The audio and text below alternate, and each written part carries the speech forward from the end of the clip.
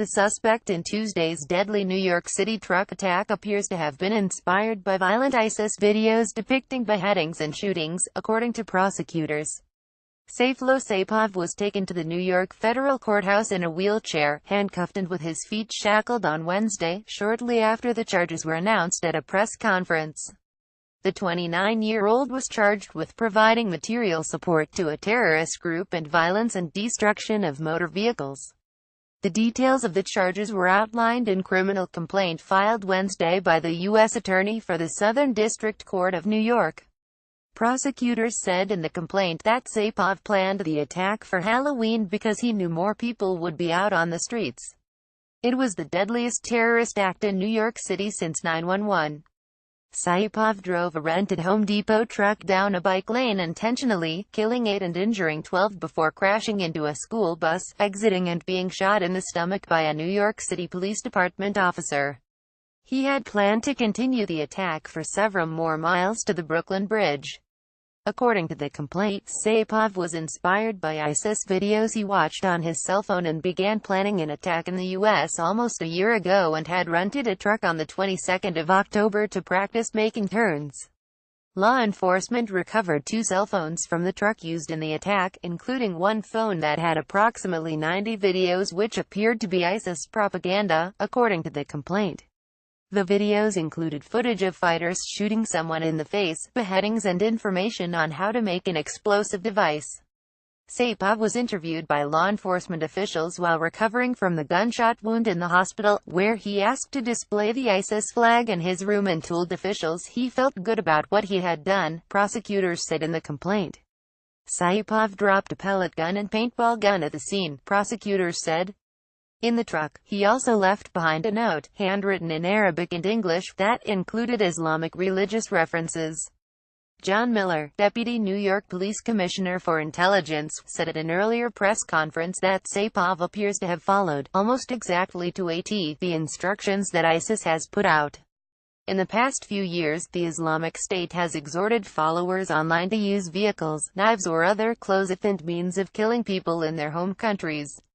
England, France and Germany have all seen deadly vehicle attacks since mid-2016. A November 2016 issue of the group's online magazine detailed features that an attack truck or van should have, suggested renting such a vehicle and recommended targeting crowded streets and outdoor gatherings, according to the site Intelligence Group, a militant monitoring agency. The charge sheet makes extensive note of Saipov's fervent, pledged support for ISIS.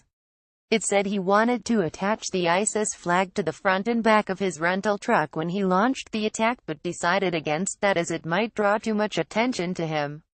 The FBI briefly announced it was looking to question a second Uzbek man in conjunction with the attack on Wednesday but withdrew the bulletin shortly after. "We found him and he'll leave it at that," said William Sweeney, assistant director of the FBI's New York field office, at a press conference on Wednesday night. The attack killed 5 people from Argentina, 1 from Belgium and 2 Americans, authorities said.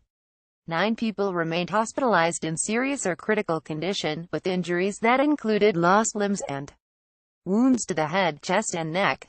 On Wednesday, the Belgian who was killed was identified as Anne-Laure Decat, 31, the mother of a 3-year-old and a 3-month-old son, who had traveled with her relatives to New York from a rural town in Belgium. Her husband and children had not traveled with her. The only New Yorker killed in the attack was 23-year-old Nicholas Cleves, a software engineer and web developer who lived in Manhattan's Greenwich Village. Online profiles show he went to Elizabeth Irwin High School in New York City and graduated last year from Skidmore College with a degree in computer science. He had been working as a software engineer for the Unified Digital Group.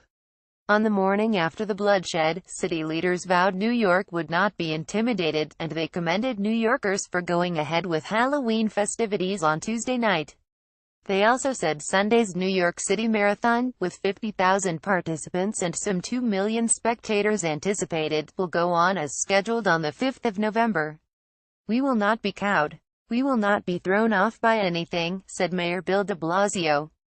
While the mayor said there have been no credible threats of any additional attacks, police said they were adding more sniper teams, bomb-sniffing dogs, helicopters, sand-truck barricades and other security measures along the marathon route, in the subways and at other sites. Additional reporting by the Associated Press.